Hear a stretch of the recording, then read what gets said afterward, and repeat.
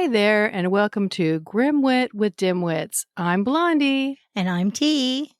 and this month is the month of passion. Mwah. Okay, You're welcome. We're sorry about that. So each story this month will have some element of triggered love. Bang, bang, baby. Ooh, did you just get shot? Do we have a live podcast right now? Right through the heart. So this morning I was laying in bed and I flipped through Facebook because that's what I do. I have to expand my mind, apparently. And I love how you expand it through Facebook. Right? Dear I do Lord. read the occasional news stories, but all the stuff we deal with, I do have to have those trite little things that I do. My little routine. Sucker. And I came across those OMG, they're like the apps where they give you what it would be like if kind of situations. So the one I did this morning was what you will look like as an old person. And I'm like, okay, well, let's see. So I click on it and it was interesting. It was Why? interesting. Was it even you? Well, no, it's not. It's you. They don't take your face. They do some other type of person. But it's like, I don't even look that good now. I can only hope that I look that good when I'm an old person. They glammed you all out? Oh, totally. You know, the glasses, the furs, the hair, the wardrobe alone was awesome. Wait a minute. They actually put you in a fur? I don't know if I was in a fur. No, I don't think I was in a fur in that one. There was another one I did. It was in a fur. I was like, what year is this? Or maybe that's a trend of the future. Maybe. Of course, I'm sure it's faux. Yeah, well, I would hope so. I do like the ones that tell me I'm going to be pregnant. I've had more than one tell me I'm going to end up pregnant. I'm like, good luck with that. I don't think so. I really, really don't think so. Or the ones that tell you what houses you're going to live in. Based on your profile picture, you're going to have this woodland house or this big bougie mansion, or live on a lake in some shack somewhere. And I wonder what they use to figure out what face belongs in what house. I don't know, but I would imagine the little shanty on the lake would probably have something to do with the trash can in my profile picture. Hey, a shanty on the lake is somebody's dream house. I mean, I wouldn't mind a little shanty on the lake. Slow your roll, sister. You are a shanty on the lake. That'd be perfect for me. Something you wouldn't have to clean. It's a shanty already. What's the point? Right? I'm so tired of cleaning the house. Me too. So overrated. But yeah, those things are funny. And then I like how people post them regularly because I've seen what you're talking about, like some little thing they're doing and then it goes with their name. Your name means, and it's always like love and happiness and you'll be a bajillionaire and da-da-da. And I'm sitting there going like, really? Why are we spending our time playing these games? Because it's not about true crime, death, murder. Right. That would be why I'm doing it. They're like, this is the undo of what you guys do to us. Okay. We need a little happy in our lives. That's right. I have to admit, I do like the guardian angel ones. What's the guardian angel ones? They tell you who your guardian angel is. Like you click on it and it'll tell you someone in your family is your guardian angel. I do like those. I get why you like it. I do. And I've gotten that one a lot. Well, I don't have a guardian angel. Nobody wants to guard me. You got the little devil at your feet. I know. The guardian angel's just like, nope, not going there. And the devil's like, here I am. Waving its little arms with its little, what do you call those things? Fork? Its little fork. Little pitchfork. Arms. It's like, I'm here. Yeah, I'm here. Its arms. Just sign right here. Telling too much. A little too real. So what do we have this week? This week, I watched something that was trending on Netflix. It's trending pretty hard, actually, and it's not a brand new story, but I got sucked in, and I was watching it, and let me just tell you, I could not believe how wild this story is. I remember this story when it came out. which was in 2015. But I really didn't pay attention because the whole time they're telling the story, it was like all hoaxy. So I don't got time for that.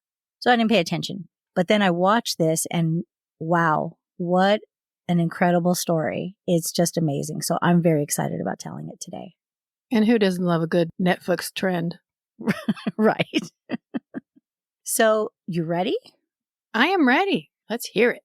Let's let the grim begin. On March 22nd, 2015, a beautiful young couple are videotaping themselves having a romantic time at the beach, looking very much in love.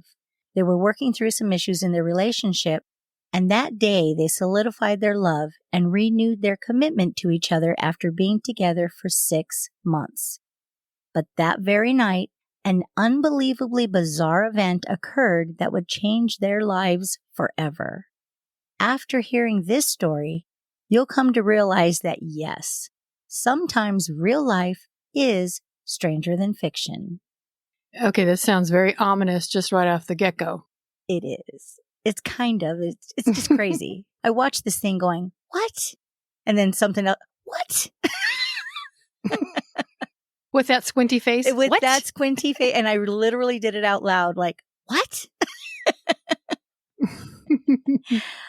Okay, so the next day, March 23rd, 2015, at 1:53 p.m., Aaron Quinn called 911 from his home on Mare Island. That's an area connected to the city of Vallejo, California. He reported very calmly that his girlfriend, Denise Huskins, had been kidnapped the night before. The 911 operator hesitated, then asked him why he hadn't reported this earlier. And he said because he had just woken up. You can tell the 911 operator is a little confused by all of this. And in all fairness, I would be too. Exactly. Aaron explained that men came into his home, tied them up, and then took her.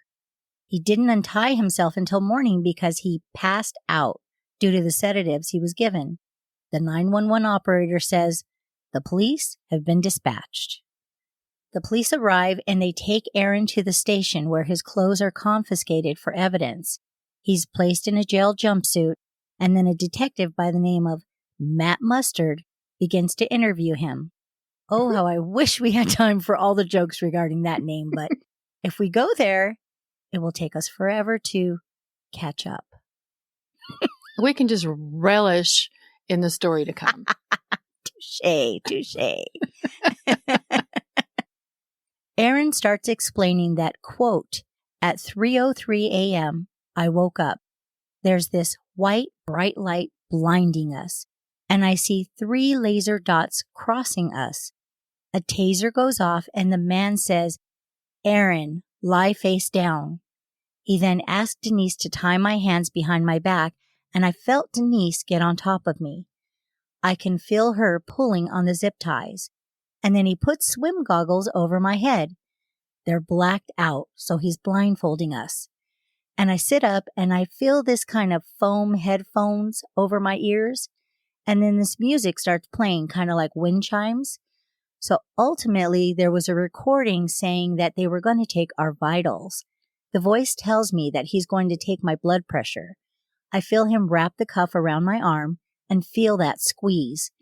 They were going to give us a sedative to keep us calm, which was a mix of NyQuil and diazepam or something like that. So I drink it, and then he instructs me to lie back down, and I'm shivering either from the cold or the sedatives, and I asked for a blanket, and he goes, oh, I'm sorry. I forgot how cold it is in here because we're all wearing wetsuits. They took Denise to a different room, and he brought me down to the couch, and he said, we have a problem. This was intended for Andrea. What the F? Andrea is my ex-fiancée who was living at my house till September. I broke up with her months before the kidnapping. Why are they targeting her? And he said they were going to take Denise anyway because I could pay him enough money to make it worth their while. The voice said that would be about $15,000. So let me explain. What we find out later is that the intruders had asked Aaron if his ex Andrea and Denise looked alike, and he said yes, they both have long blonde hair. So they thought this was her. But those frogman intruders are being super flexible, and at this point, any blonde will do. So you better watch out, Blondie, because you gals are interchangeable. Well, that's until they try and squeeze this into a wetsuit. Ooh, I got a visual. Don't. It's ugly. The voice said that they would hold her for 48 hours and they would be contacting him via his phone and an email that they had set up for him, specifically for their communication. I get why this is super easy for him to believe because it does seem super professionally organized. And I'm thinking, so wetsuits, zip ties, multiple people, drugs, and where do you get diazepam? Do you know where you get diazepam? I have no idea. I don't even know what that is. I don't either. So I'm assuming it's maybe prescription. I could be wrong, but I'm assuming. So why are they only asking for $15,000 if all of this? Isn't that a weird amount? To take an entire human being and go through all the to-do. And they're making all this effort. They set up an email. I mean, they've got wetsuit. It's very odd. The whole thing's odd. So back to Aaron. Quote, then they tell me that they're installing a camera that's going to be viewing me. And if I go outside the view of the camera, they're going to hurt Denise and cut her face. End quote. This is so specific, isn't it? And it sounds super childish for a threat like, oh, we're going to cut her on her nosy nose. No more Eskimo kisses for you, pal. Well, that's taking it a little to the extreme, but okay. That's what it sounds like to me, that we're going to cut her face. Really weird. How are you going to take these people seriously when they just make threats like that? Super bizarre. Quote, at some point, he took my car, a Toyota Camry. I heard my car running in the driveway and they take Denise away. The sedatives hit me and I'm out. Detective Mustard asks Aaron how the intruders got into his home, and Aaron says he doesn't know. Mustard says, this looks very suspicious. I wouldn't say suspicious as much as strange. I kind of agree with him at this point, but you got to take a deeper dive, you know? Mm-hmm. Oh, no pun intended with the wetsuits, but I just caught myself. Aaron goes on to explain, quote, I woke up still under the sedatives, so exhausted. The clock says it's about 11:30 a.m., and 6 hours have already passed since Denise was taken. There was red tape marking where I needed to be, and there's a camera staring at me. It's mounted on the ceiling in the corner of my room, kind of like how the one in this interview room is mounted. So I can't call 911 because they're watching me. End quote. Another little detail here, apparently they had told Aaron that they, quote, mirrored his phone so they could see everything he does with it, and he totally believed them. Again, camera and the phone sophistication, still only $15,000. Right? Shoot high and settle low. Crazy. What, bargain basement kidnapping? I would be a little insulted. I'd be like, 15 grand? You better ask for more. Later, in a media interview, Aaron says, quote, eventually I get an email from the kidnappers. They want the $15,000 in cash. I called Chase Bank to ask how much I could advance, but I could only advance $3,500. I write that back to the kidnappers. Then I don't hear back from them. 5 minutes, 10 minutes, 20 minutes. Now I'm starting to panic because I'm thinking I don't have the money they want. And in my head, I'm just thinking away like, how much time does Denise have? End quote. This really worried him, but he was very hesitant to call for help or not follow their directions because of the video camera and his phone being mirrored. They definitely knew how to instill fear into this poor guy. It sounds like it. Quote, so I say to myself, I can't trust these, and it feels like my only choice is to reach out for help, even though it's a huge risk. But I trust the police. I think they're going to help me. I thought there would be some kind of manhunt and they would catch these guys. But instead, they keep going after me. I'm not a violent person. I don't have a record. My brother is in law enforcement. I come from a good family and I work helping people. I can't be called a murderer over and over. I would never hurt Denise. I love her, but I didn't treat her well. I took advantage of her empathy. I betrayed her trust." End quote. But he explains that he loves her and wants to start over with her, and he had communicated that to her on that day. You said that they had solidified their relationship and were kind of starting over. Yes. Okay. And if he has a brother that's in law enforcement, why wouldn't he try and get a hold of him right away and get some advice? I think he did that, and his brother had advised him to call 911. Okay. By the way, his brother is an FBI agent. Interesting. Just another little fun fact there. The police videotaped this entire interview, and Aaron is very cooperative, but looks super stressed out. He's giving them every detail he can possibly remember to get them to hurry up, go get the bad guys, and find Denise. He realizes the story is bizarre, but he's providing all the facts. After hearing Aaron's story, Detective Mustard explains to Aaron that he's being treated as a victim at this point. But ultimately, this was about Denise, and he started pressing Aaron hard as to where Denise was and what actually happened to her. So they haven't done any investigation. They're just trying to get after this guy. That's it. They're not buying his story. Wow. Denise is from Huntington Beach, California. Her parents, Mike and Jane Huskins, receive a phone call from the police informing them that their daughter has been kidnapped. Every parent's worst nightmare. At this point, the family didn't really know Denise's boyfriend, Aaron, very well, as this was a fairly new relationship. But Denise is an all-American girl, very attractive, kind, and she has a successful career as a physical therapist. In response to this reported crime, Lieutenant Kenny Parks of the Vallejo Police Department called a press conference. The details draw a lot of attention toward Aaron and his questionable story. People couldn't understand why it took him so long to report the crime, so there's a heavy suspicion falling on him.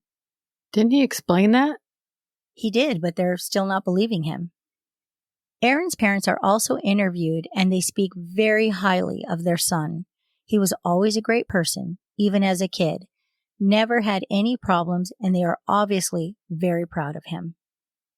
Initially, Vallejo Police Department did search for Denise in water, then on land with cadaver dogs. They even interviewed neighbors trying to find anything to help with this case. But from the start, they never really investigated the facts of the story. They just immediately started looking for a body. But a lot of people were thinking that the police were wasting their time because obviously Aaron killed Denise and made up this ridiculous story as a cover-up because it's always the boyfriend or husband, right? So a lot of people were thinking that the police were wasting their time. It's not the people's opinion that matters. It's what the police have to prove. Exactly. And in the beginning, like I said, they did look for her body, but they never looked for the people who took her. Making assumptions. Exactly. Detective Mustard told Aaron, quote, "I'm going to be very honest with you. Your story is very elaborate and in some ways far-fetched in my mind. Listen, I'm here to find the truth. I'm a puzzle maker and I put a lot of puzzles together. I don't think she was kidnapped from your home. I think something bad happened in your house, and it happened between you and her. Do you think that people kidnap people for $20,000? No, they don't. And they're wearing what? Did they swim in wearing their wetsuits? I mean, come on, man. It doesn't make any freaking sense. So now I get out my puzzle pieces and I start figuring it out. Okay, how do I make it so you look like a monster? Do you know the comforter is missing off your bed and blankets are missing? Why did you take the blanket and comforter off the bed? As a frog man, why do you do that?" End quote. What is wrong with this guy? And he doesn't even know that the ransom is $15,000. So how great of a puzzle maker are you? Aaron answers, quote, "To take the body, I'm assuming that's what you're getting at." End quote. Mustard replies, quote, "So it's obvious to me that whatever happened in that bedroom. What happened? Maybe she overdosed. Are you playing with prescription drugs from work? It's okay if you are and you take too much and she overdoses and you're like, oh, what am I going to do? I can see that happening." End quote. Aaron replies calmly, quote, "That didn't happen." End quote. Mustard informs Aaron that there's blood in the house, and he doesn't know if it's hers, but he will presume it is. He's also going to prove that she wasn't alive and kicking when she left the house.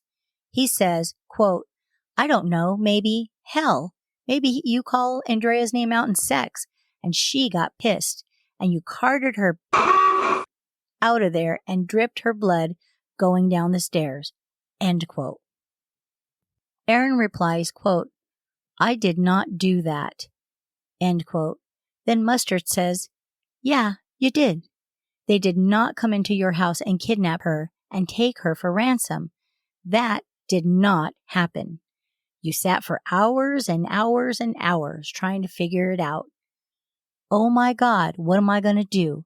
But the longer she stays wherever she is and she begins to rot, the more of a monster you look like. Tell me the truth about what the hell happened." End quote. He's not even going to try. Nope. He's just right in his face immediately. This is a first interview. Crazy. Now, Aaron, a bit more forcefully replies, quote, "I didn't do anything. I didn't. So what's the next stage here?" End quote. Considering what Mustard just said, Aaron is actually quite composed, but you can see that he's getting frustrated now. Man, I would have leaped across that table and, whew, that would be a bad day for Colonel Mustard. Let him have it in the conservatory with the candlestick. Exactly. Aaron is given a lie detector test, and following that, FBI Special Agent Peter French comes in and says, quote, "All right, Aaron, there's no question in my mind that you failed this test. So was it an accident, or are you a calculated monster who got pissed off because there was a breakup and you just decided she wasn't going to be with anyone else? So we're going to just kill her and dump her. She's gone. She's gone, and you know she's gone. Now you're going to lose the respect of your family. You're going to destroy them because they're going to defend you. And everything that they've worked hard for will get flushed down the toilet. You're going to be that cold, calculated, brutal, serial killing monster that strangled the life out of her, killed her, and then carelessly dumped her body somewhere where we will never find it. You know where she is, and you know what happened to her." End quote. This is so disgusting to watch. This so-called special agent is not just mentally abusing a victim, but he's verbalizing all of Aaron's worst fears of what could have happened to his girlfriend Denise, and then adding to this nightmare by making him the killer. How is this even allowed by the FBI without even the tiniest amount of proof? This scares me to death because it could happen to you or I in a heartbeat. Wow. I mean, I didn't see it, but your description sounds like he was pretty antagonistic. And to go from an accident, like drug overdose, to a serial killing monster? Now, this is an FBI agent this time. Last time was Colonel Mustard. But, that's right. That's right. Yeah, this is a different agent. So now there's two men who are verbally abusing him and telling him he's a killer. And he's just gotten through this whole horrific thing himself. And he really hasn't gotten through it because he hasn't had any conclusion, or they're not doing anything about it. Right. But he had to go through her being taken and him being tied up and sedated and all the fear that goes with it. Mm-hmm. It's sickening. It's awful.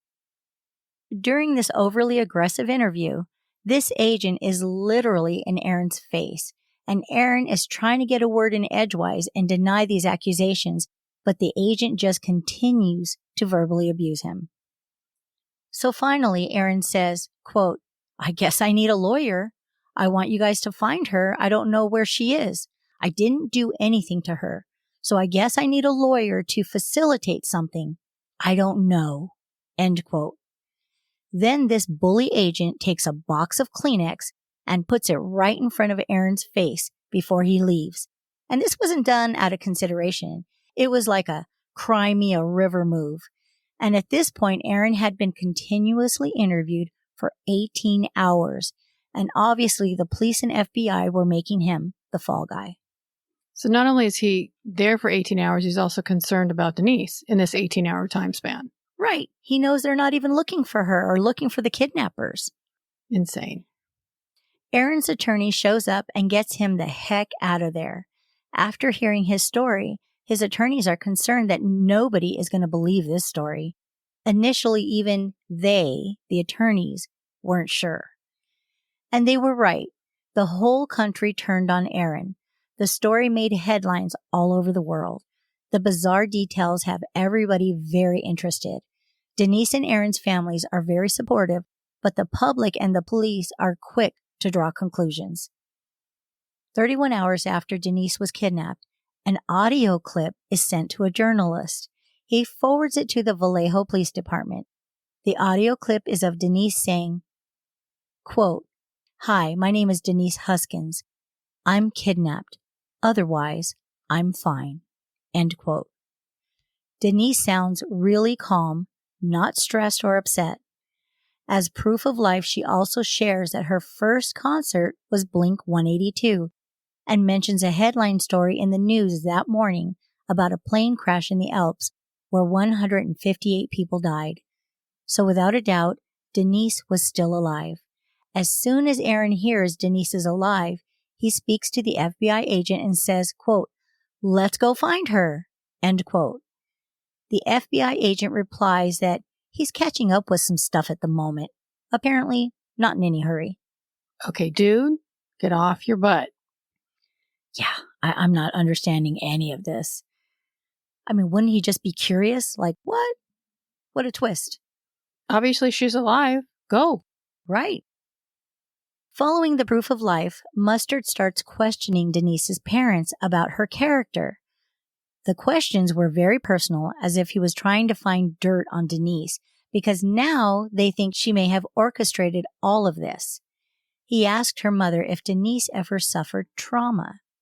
When the mom said that her daughter had been molested as a 12-year-old little girl, Mustard said, and you got to hear this because this is unreal, quote, that women who have been sexually assaulted often pretend to have it happen again so they can relive the thrill of it, end quote.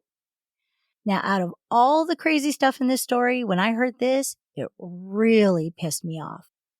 First off, what a twisted and perverse thing to think, no less to say, to a missing woman's mother. Secondly, you're a man, you're not a woman, and you never will be a woman. So how dare your ignorant, vile, sorry ass make a statement like that? He should have been fired on the spot for this. That is just wrong in so many levels. I mean, he must not have children, let alone any daughters, to be so brutal, especially to a mother. Right? Plus, where does he get his information? Idiot. Such an idiot. So insensitive. Wow. Amazing. I'm just shocked at all this. I am curious whether or not he does have a family if he's married, just out of curiosity. I feel sorry for them if he does. Exactly. Approximately 2 days after Denise was kidnapped on March 25th, 2015, at 9:09 a.m., there's a video of her casually walking towards her father's home in Huntington Beach, more than 400 miles from where she was kidnapped. She's not running, she's not looking over her shoulder, and does not seem to be frightened or appear to be in any hurry. Now, I will say this really is rather odd. But her parents are not home because they flew up north to find her. A neighbor sees her and offers her to come to their apartment where she calls her father, who in turn calls the police. So, Blondie, what do you think so far? You were right. In the beginning, you said this is crazier than any movie, and you're right. This is crazier. You said she was seen on a video? Yep. Like a Ring video or something? Like a Ring video. Wow. Our whole worlds are not private anymore. Nope. And it's definitely not a video that works in her favor. She really is walking casually. But we don't know at this point that she's been sedated. And I'll just say, even with her proof of life audio clip, she had also been sedated before that as well. So there's a reason why she's being very calm, but at this point, we don't know that yet. She's just trying to make it down the street to her family's house. Yeah, but she really does look like she's just moseying along. Denise's release immediately makes the headlines. Aaron gets the news and he is shocked but happy. He says he thought he would never see her again. The media starts to question how she was delivered straight to her hometown, 400 miles away, unharmed. And that's a reasonable question. I didn't realize it was 400 miles away. 400 miles away. 12 hours after Denise's release, the Vallejo Police Department holds a press conference. Now, at this point, nobody has spoken to Denise or Aaron since her release. Lieutenant Kenny Parks reported that Denise was not being cooperative and that they were not able to substantiate any of Aaron's story whatsoever. The lieutenant goes on to say that the couple has plundered valuable resources away from their community, essentially sending the police on a wild goose chase. And the kidnapping was an elaborate hoax orchestrated by the couple. The couple now faces state and federal charges. So who is the lieutenant saying that this valuable resources were plundered? He's the same guy that did the first media interview talking about the case. So he's telling the press this as well. Yes. He's obviously the person that does their media announcements because he comes up again. So without any investigation, again, they're assuming that it's a hoax and now they're going to be arrested. They haven't even spoken to Denise. Yeah. And they already make this announcement. Crazy. You just want to go, what are you thinking? Do your freaking job. Exactly. Another thing that kept coming up throughout this entire ordeal was the year before, in 2014, the movie Gone Girl was released. It's about a woman who finds out her husband has been cheating on her, so she fakes her own disappearance to set him up for murder. Everyone thinks her husband killed her, but then she shows up alive. So is Denise a real-life Gone Girl? Good question. I'll have to admit I've never seen the movie, so I can't put input on that. I saw it, and I guess it's kind of far-fetched, so who would ever think anybody would try to do this in real life? There are some crazy people out there, as we have found out as of late. That's right.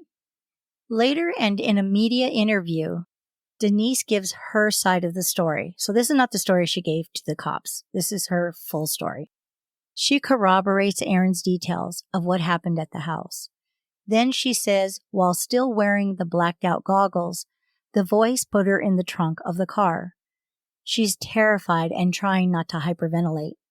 She says they switched cars at some point into what sounded like a Mustang or a muscle-type car. They drove for what felt like hours, but during that drive, the sedatives kicked in and she passed out. She wakes up and can tell that it's daylight even through the goggles. He parks and gets her out of the car, and it's quiet, smells like pine trees, and she thinks they're in the woods. The kidnapper grabs her, drags her into a dark room, then throws her onto a concrete floor. She can hear scrubbing noises and what sounds like duct tape.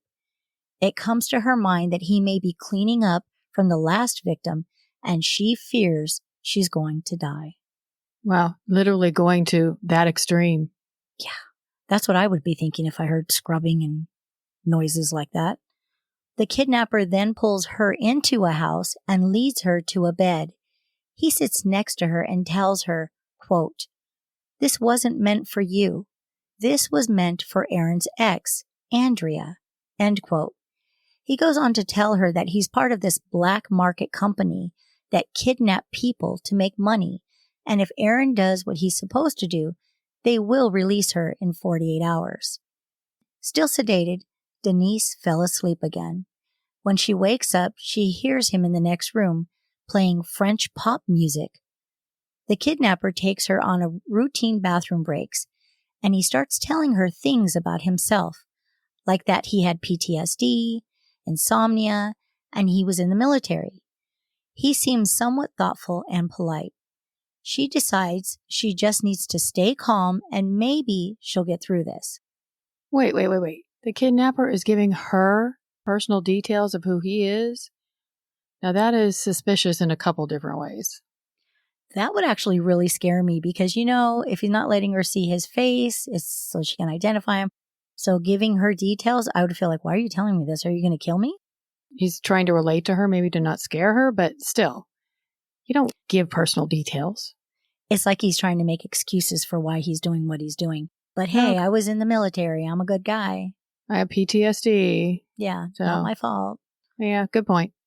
But then later he tells her there's a problem because he doesn't have any collateral to ensure that she won't go to the police. So the group decided that one of them needed to record themselves having sex with her to keep as blackmail. If she went to the police, they'd put it out on the internet. Then the kidnapper says, quote, "Unfortunately, I'm the one that has to have sex with you," end quote, as if he doesn't want to do this. Then Unfortunately. Unfortunately. Yeah. Dang it. I was really hoping it'd be the other guy. Yeah. Then he tells her it must look consensual. He's going to be gentle. Then he starts kissing her and she wants to fight back, but she's scared.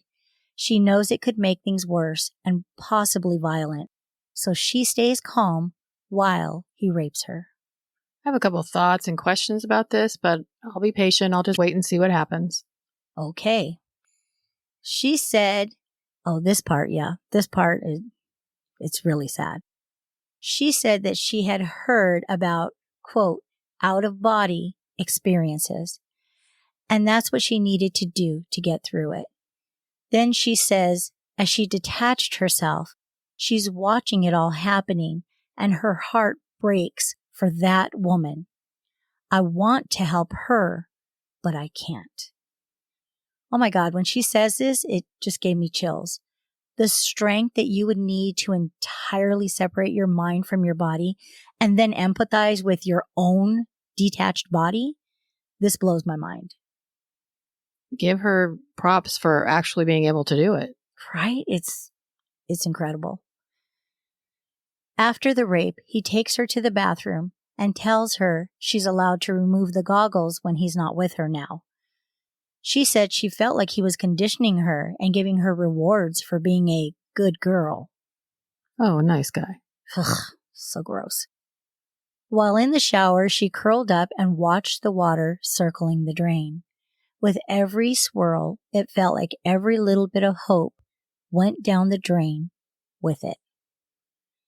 I'm completely impressed with how eloquently Denise expresses herself, especially with something this traumatic. When she returns to the room, she's able to remove the goggles, so she looks for a way to escape. But the windows have been barricaded, and there is no other way out. She also looks for anything that she can use as a weapon, but there's nothing. The voice informs her that they've lost contact with Aaron. His associates will be arriving soon, and she should just pretend to be asleep because they are not as nice as he is. She then hears a car approach the house, then hears a heated conversation. Then the car pulls away. The voice comes in and tells her it's been decided that they need to record a proof of life. He tells her exactly what to say. When she finishes recording, he says his associates have another demand. The footage from yesterday wasn't good enough, and they want him to re-record them having sex, with it being a bit more believable, as if they are in a relationship or having an affair. So this time, she must be more loving toward him. She quickly realizes that she won't be able to just detach. She's going to have to be present and perform. She doesn't know how she's going to get through it. This doesn't actually sound like it's a group decision, to be honest with you. No, this is just him being a disgusting human being. The voice leaves for a moment, and she takes off her goggles and sees 2 glasses of wine and 2 small bottles of booze. This scares her even more because she realizes that he's acting like they're on a date. She says she chugged both bottles of booze and 1 glass of wine just to numb herself. When he returned, he jokingly said, quote, "Oh, you started without me," end quote. Then he tells her he figured out that if he just tapes her eyes shut, it'll look like her eyes are just closed. So he does that. In her mind, she thinks, "You're not going to break me. You're not going to make me crumble and cower." She just wants to get it over with. I don't blame her. You said that she took the goggles off and looked around. Did she put them back on before he came in the room? Yeah, he knocks and she has to put the goggles back on every time he enters the room. Okay. Yeah, they had that figured out early in the game. Okay. Late that evening, the voice shows her in an interview of her father saying that they are not going to give up on her. Then the voice put his hands on her back to console her. Ugh. She said all she could think was, F you. But then he tells her it's time to go home. He sedates her and puts her in the front seat of the car. He says he can't drop her off in Vallejo because there's too many police there. So he's going to take her home. This poor woman, these little acts of kindness would totally creep me out even more. But I'm sure she's very thankful for it. Very confusing. It's so confusing because you're aggressive in one manner and soft and tender and caring in another manner. Yeah. You got to be all over the map. Yeah. That would build the mistrust up even more. It's like, how do you do one thing and turn around to, you're obviously insane.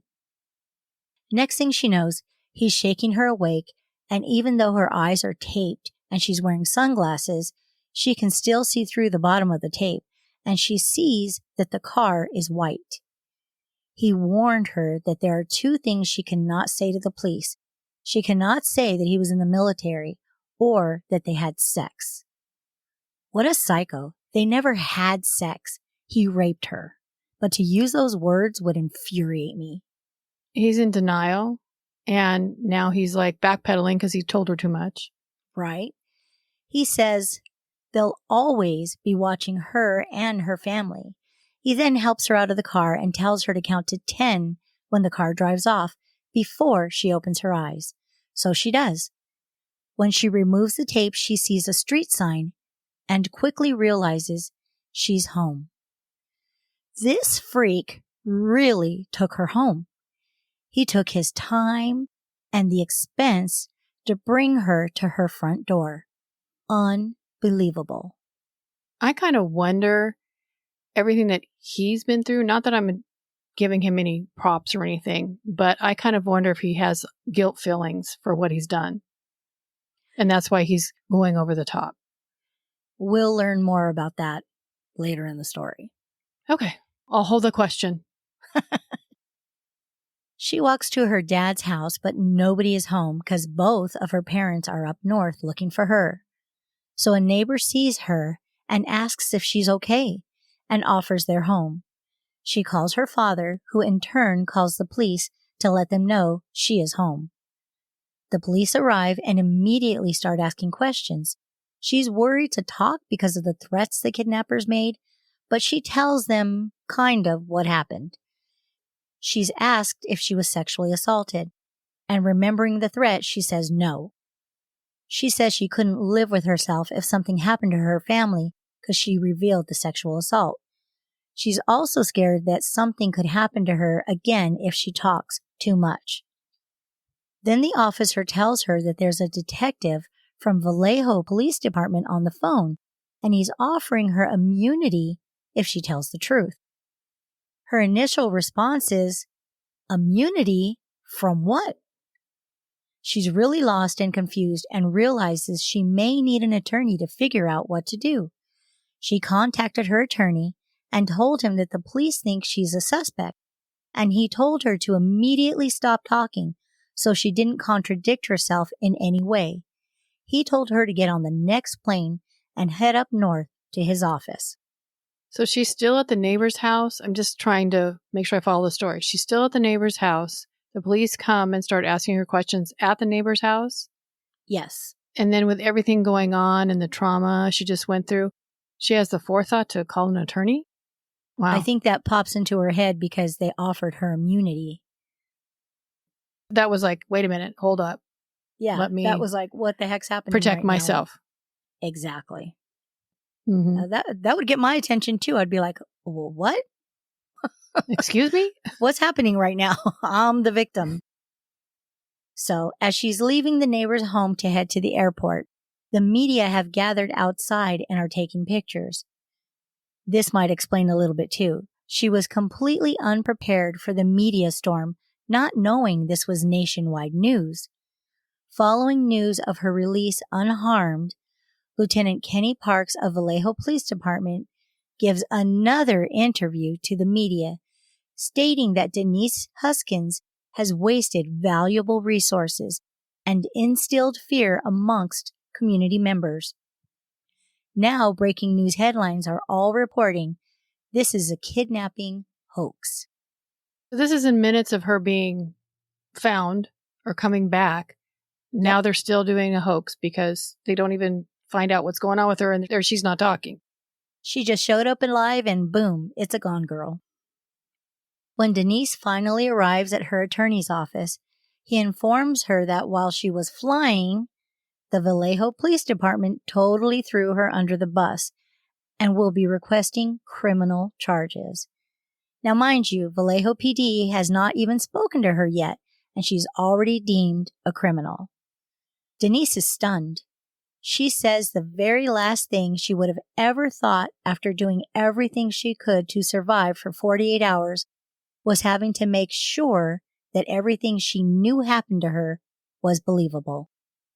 Denise tells her attorney the whole truth, including the sexual assault.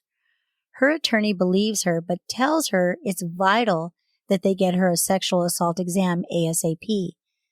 But now she's scared to go to the police, but he convinces her that she has got to get her side of the story out.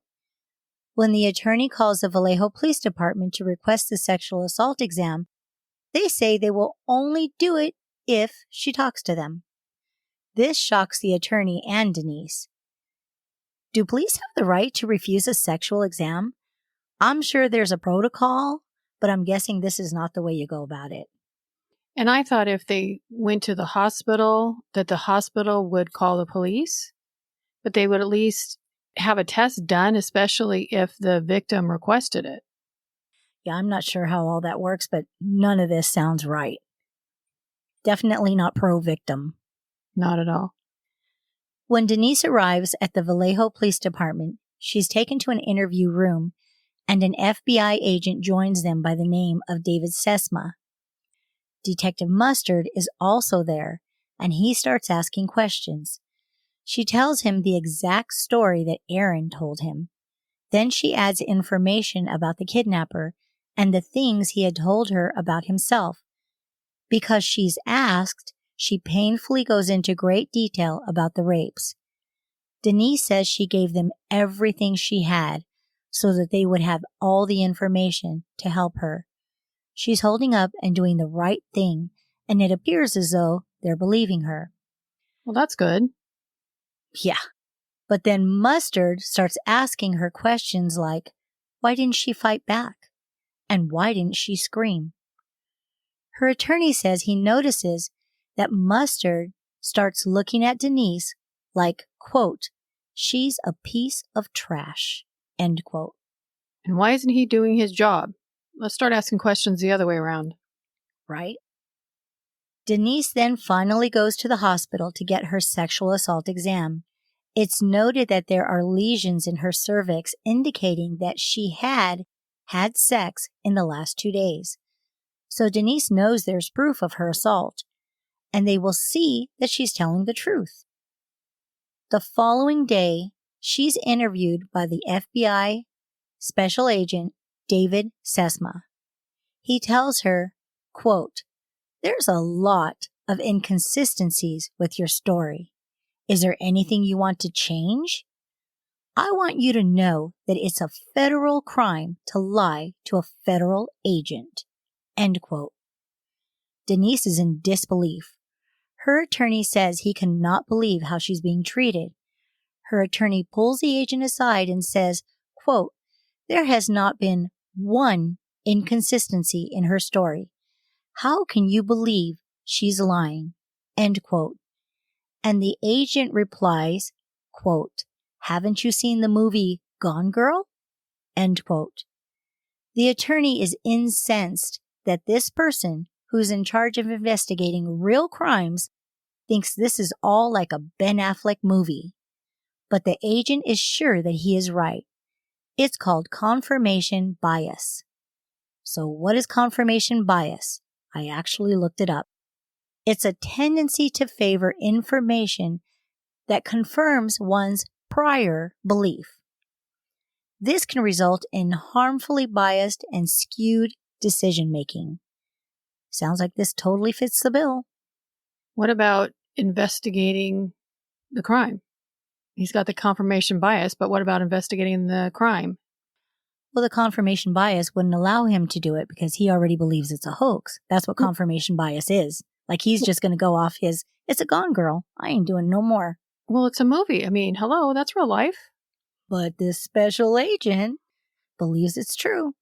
It's crazy. The whole thing's like, who are these people? Now, Denise is facing prosecution for lying to a federal law enforcement officer. She's looking at 12 to 18 months in federal prison for this offense. And all because this ridiculous agent naively believes she's lying based on a movie. His belief could cause her to face a lifetime of not being believed or trusted ever again. He literally has the power to ruin her entire life. After these interviews, Aaron and Denise are finally allowed to reunite. When they see each other, Denise fears that he will look at her differently, but he assures her that he loves her and he wants to be with her. He tells her that he'll do all he can to support them and get them through this. He never wants to leave her. This puts her at ease because, understandably, they are both still in fear of the kidnappers returning. Then, just when you think things are not weird enough, it gets even weirder. How can it possibly? Oh, listen up. The Voice sends an email to a journalist. Now, the Voice is the kidnapper. Mm-hmm. Sends an email to a journalist with proof stating that the kidnapping was not a hoax and that Denise is being branded as a liar, and that's unacceptable. He tells the journalist they need to believe Denise. He even sends photos to prove that he is the one that took her. He described the night he took her, which matched hers and Aaron's stories. The emails were sent to the San Francisco Chronicle along with the photos. But even after all this, the police don't believe it and still pursue Denise criminally. Now, remember at this point, the police have not investigated finding a kidnapper at all. But this guy still shows up on their front doorstep. With pictures and everything. I wonder did you see the pictures? What were they of? There are pictures of the gun that he used with the lasers attached. Okay. Pictures of the room she was held in, which she described. And a couple more. So, more emails are sent from the kidnappers, with the last one restating that they are a black market group who kidnap for money. Quote, we are 3 acquaintances, 2 of which are college graduates. End quote. The email goes on to say that if Vallejo Police Department doesn't issue an unequivocal apology to Denise, they will kidnap again. The kidnapper actually writes, I will do the wrong thing for the right reasons. End quote. Now, how crazy is that? A kidnapper with scruples. But at least now they know there's 3 of them. Yeah. According to these emails, there's 3 of them. It is nuts. What criminal is now defending his victim? This just goes to show how wrong the Vallejo Police Department is when the criminals got to stand up and go, hey, you idiots. Hello, I'm here. Come find me. Exactly. It's insane. Okay.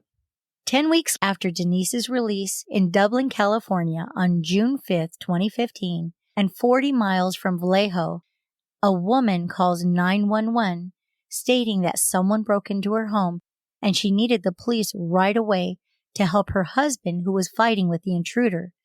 The lady also said, quote, "They have our daughter," end quote. When the police arrived, the intruder had run away and their daughter was safe. They found zip ties and duct tape, but the most important thing they found was a cell phone that the intruder had left behind. You didn't have zipper pockets? Talk about a stroke of luck. The Dublin Police Department locate the subscriber of that cell phone and call. A woman answers and says, yes, that is her son's cell phone, Matthew Muller. Matthew is a former Marine and a Harvard Law School graduate. The Dublin Police Department found out that he had been a suspect in some other sexual batteries and rapes.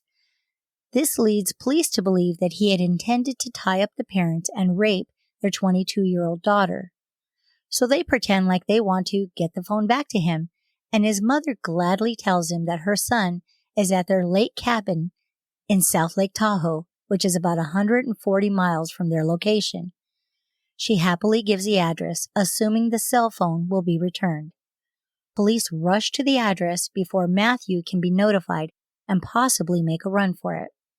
Well, he can't be notified. He doesn't have a cell phone. Well, maybe there's a landline. We don't know.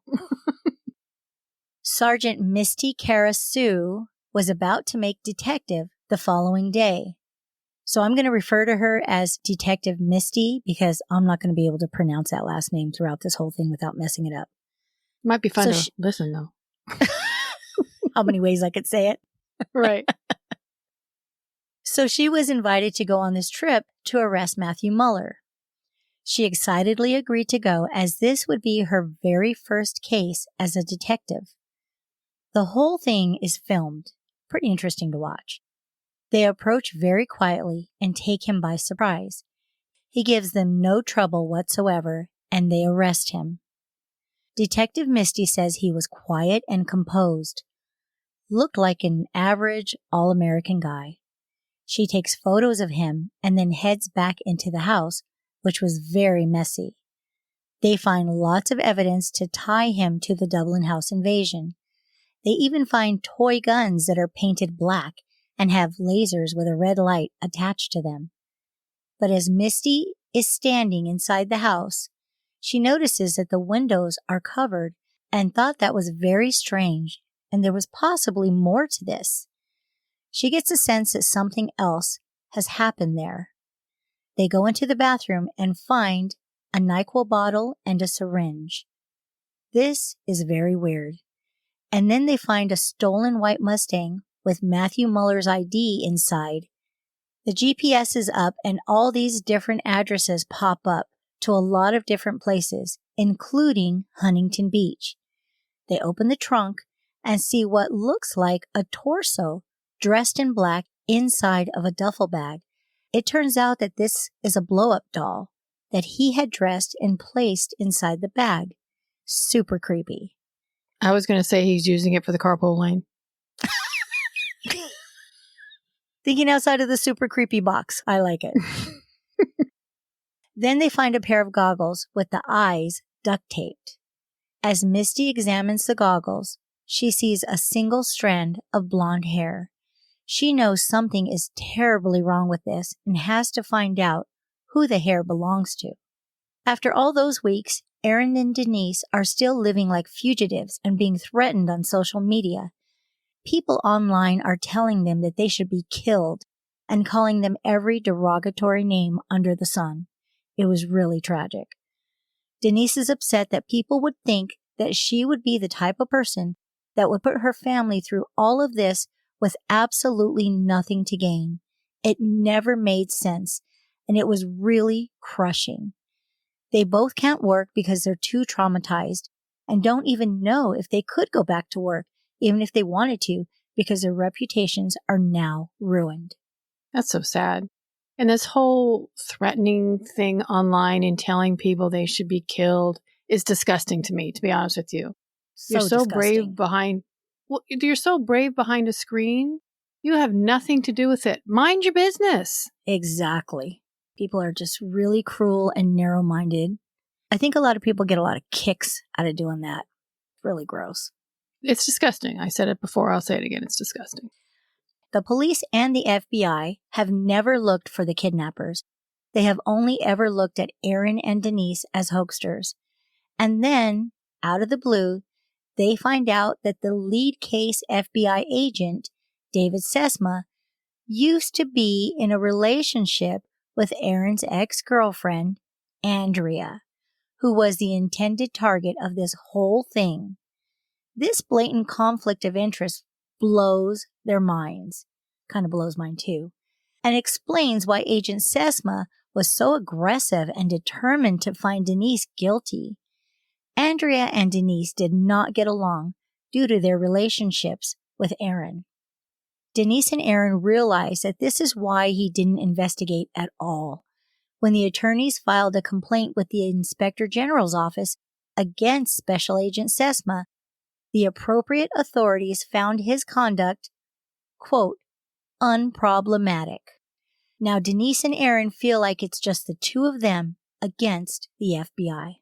This is just nuts. First, who is this Andrea person? That just seems to be the cause. And second, they have videotaped interviews. They see how aggressive he was. I want to correct you because all the interviews were videotaped except for the FBI interview. The information I got from that interview was through her attorney. Oh, so where he was being extra angry. Yeah. Detective Misty of the Dublin Police Department is continuing to search for the victim with the blonde hair. She finds a case where Matthew Muller was a suspect and calls the Palo Alto Police Department, where they have been trying to find proof that he committed a rape against a woman years ago. She finds out that he had shown up all in black, tied the woman up, put surgical tape over her eyes, and told her he was going to rape her, then gave her NyQuil. This particular woman starts to plead with him and told him that she had been raped before. The intruder sighs, then tells her he doesn't want to victimize her again, and decides to leave her alone.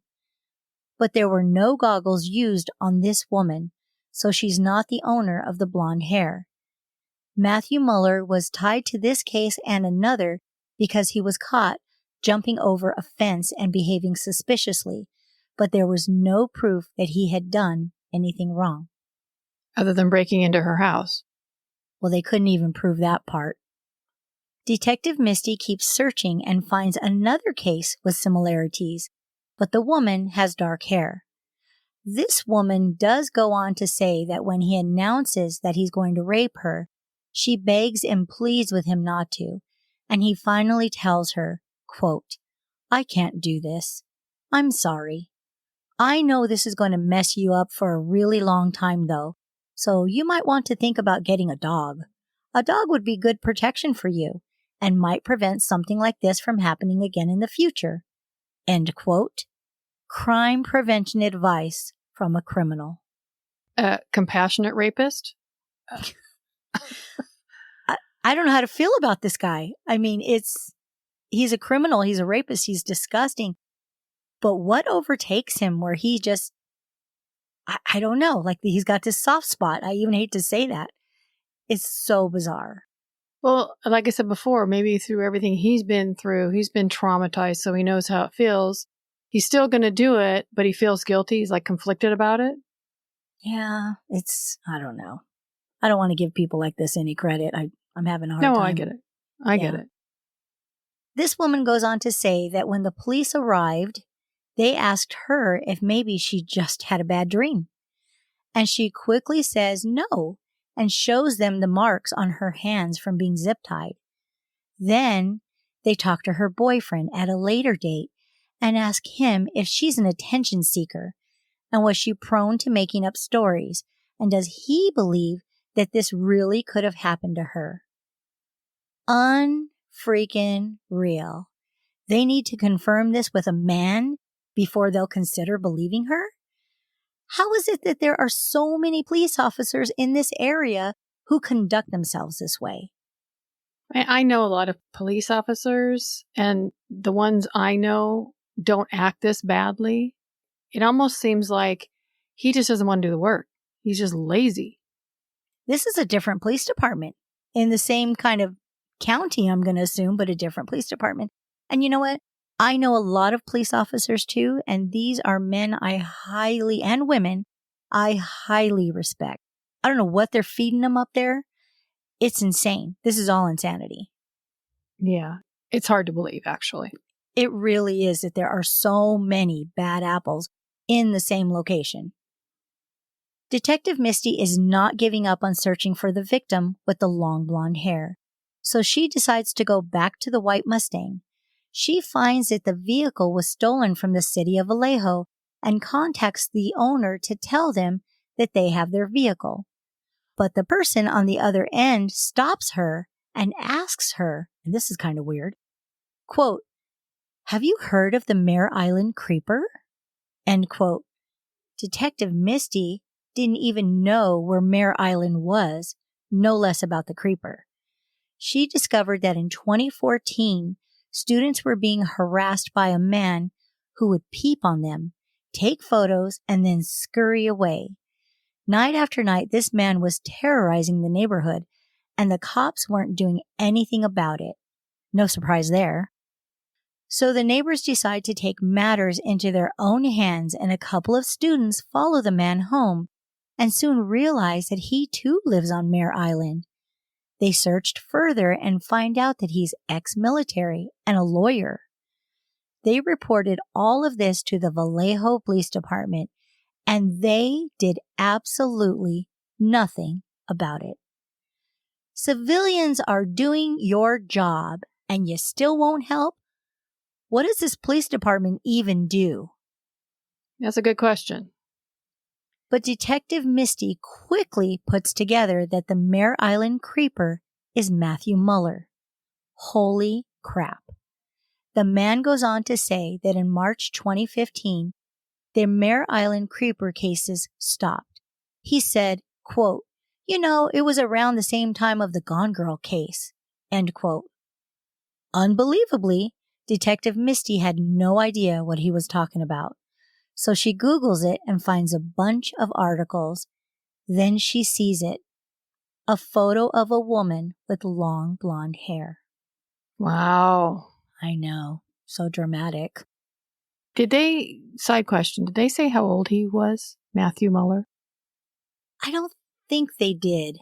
But at that time, I don't think he was very old. If I had to guess, I'd say maybe 30s. I'd be surprised if he was in his 40s.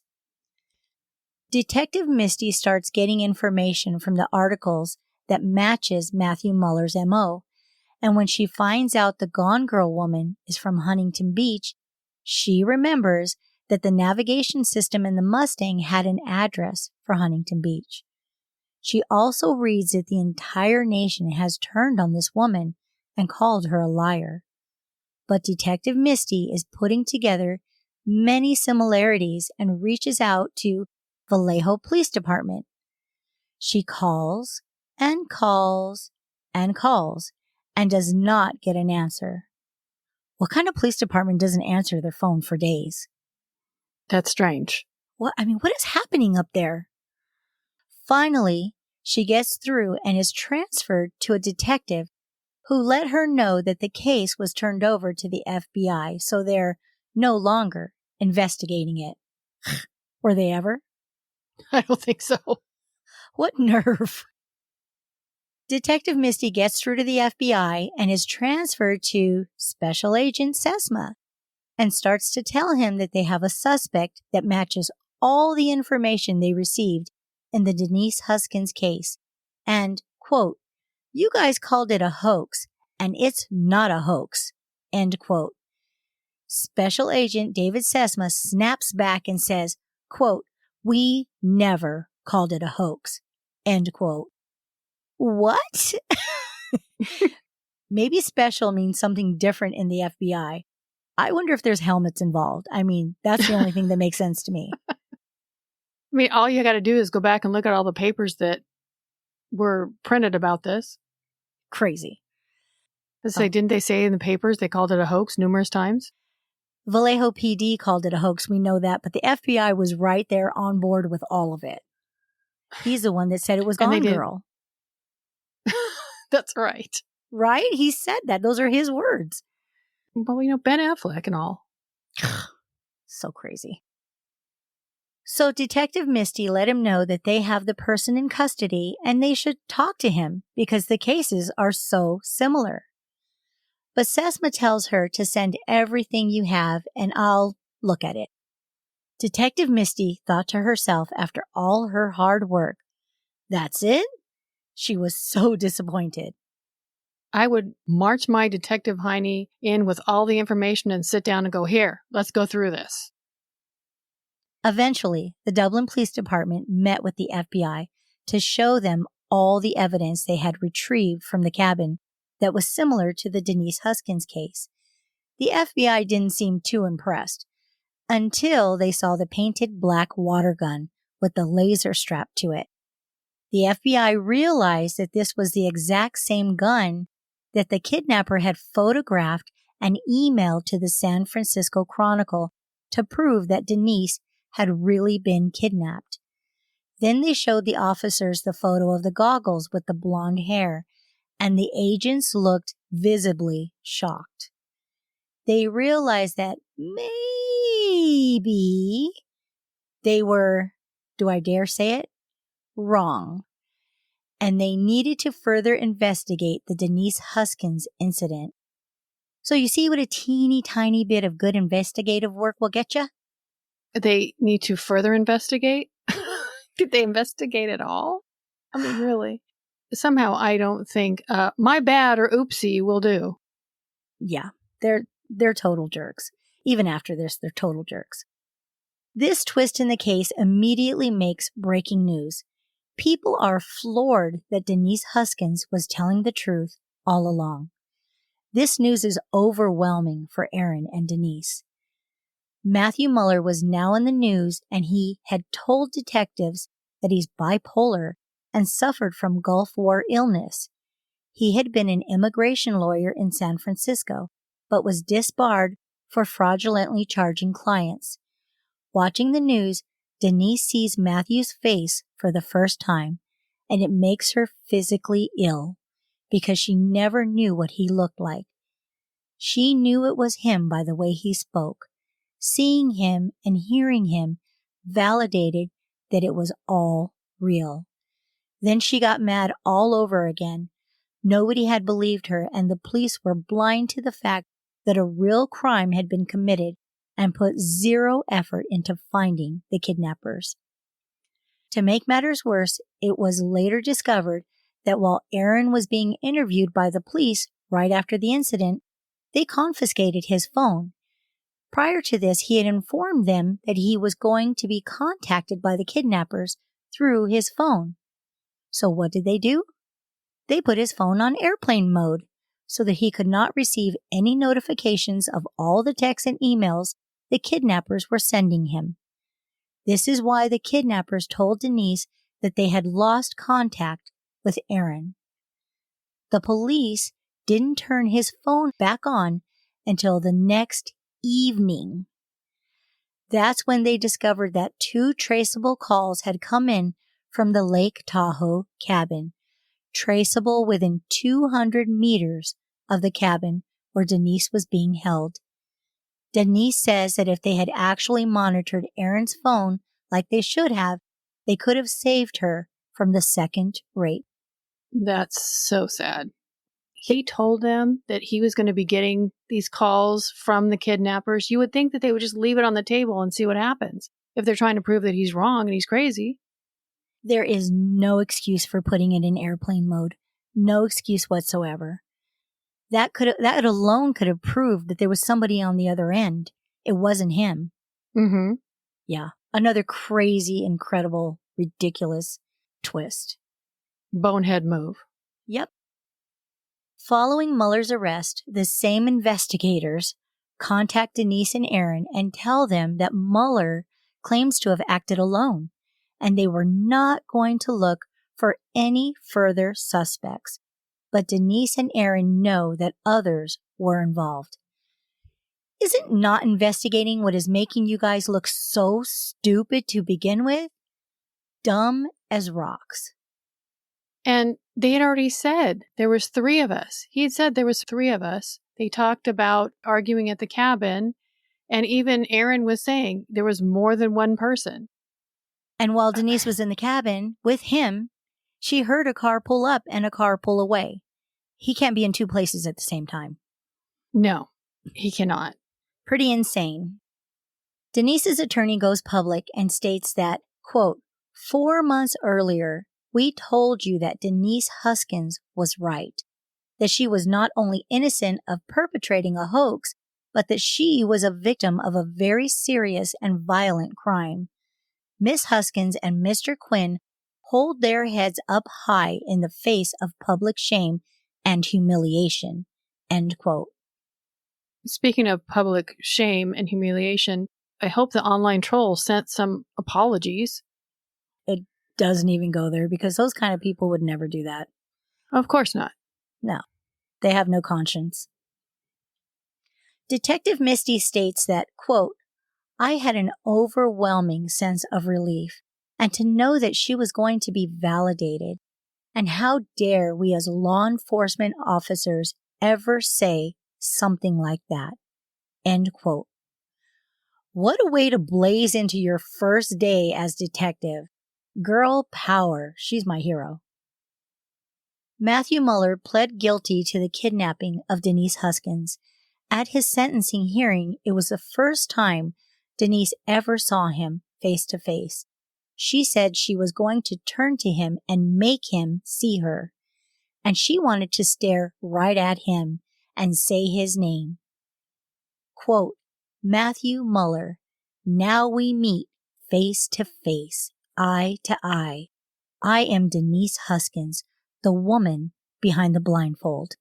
End quote. I get chills. That is so powerful. She is so strong. Gosh, she's an amazing woman.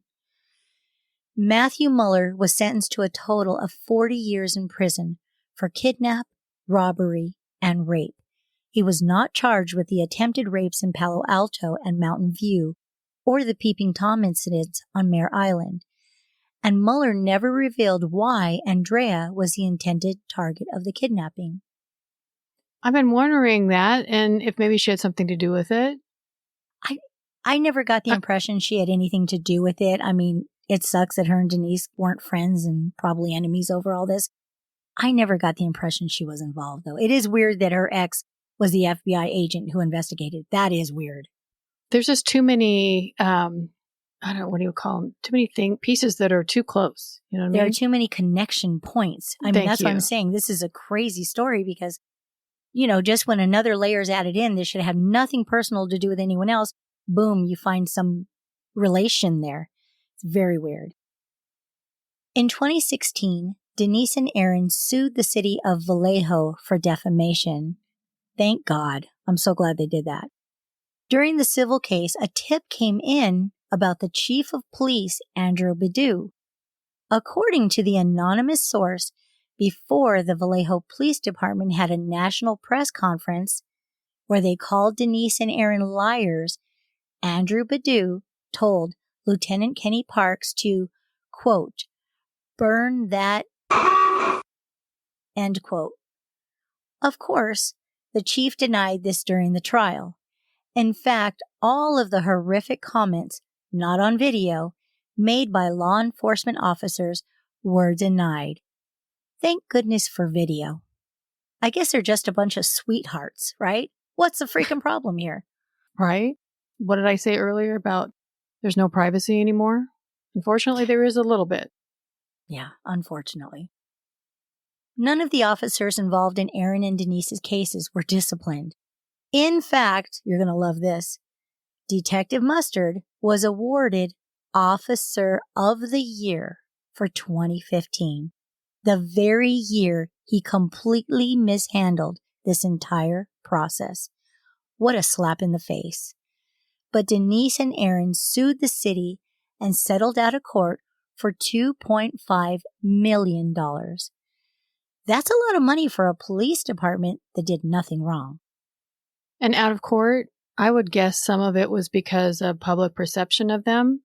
At this point, they keep talking about public perception of this and what they think of that. They had to settle out of court, not go to court, because that would have been more, I would imagine, publicized. I have no idea, but that's a good guess. Although I don't think they really care. They don't strike me as the caring police department. It's probably not on the side of their cars to serve and protect and care. And you know, it's funny, that is on the side of so many police officers' cars. And I do, even in my city, it's on there. And I do think it does apply to most towns, but I don't know what went horribly wrong in this town. This area. It is all bad. At the end of 2017, Denise and Aaron find out that Detective Misty would like to meet with them. She felt like it was time. Misty, in the interview, gets choked up and says, quote, "They walk in, and I see her, and she looks exactly the same as she did on the news. We just hugged and talked for a while. It was very emotional," end quote.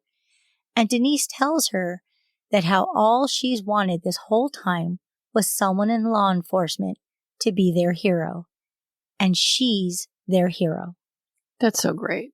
I know, I love this. Denise and Aaron got married and moved to the coast to start a new life.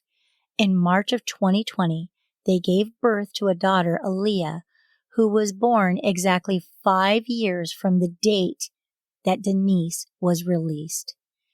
What a beautiful way to insert a good memory on that day for them. A great way to look at it. Then they had another girl named Naomi. When discussing their daughters, Denise talks about how she wants them to grow up and know their worth. And Aaron talks about how he hopes they grow up to be just like their mom, because then they'll be okay. This is one of the craziest stories I've ever heard, but it goes to show that when bad things happen to good people who have love at their core, love really does conquer all. Wow, you are right. This is a crazy story. Yeah. Thank you for bringing it to us. I'm going to have to watch it now on Netflix. It's a good one. I mean, I did give a lot of detail here, but it's still worth a watch. I'll add it to my list to watch. We've got so many things to watch and listen to and do research on. It's kind of wacky. Again, thank you. You're welcome. That's what I do. I want to thank everybody for listening, and I hope you found it as insanely crazy as we did. Thank you all for listening. We appreciate you. We do so much. Take care and remember to let your gramaginations run wild. Bye. Bye, everybody.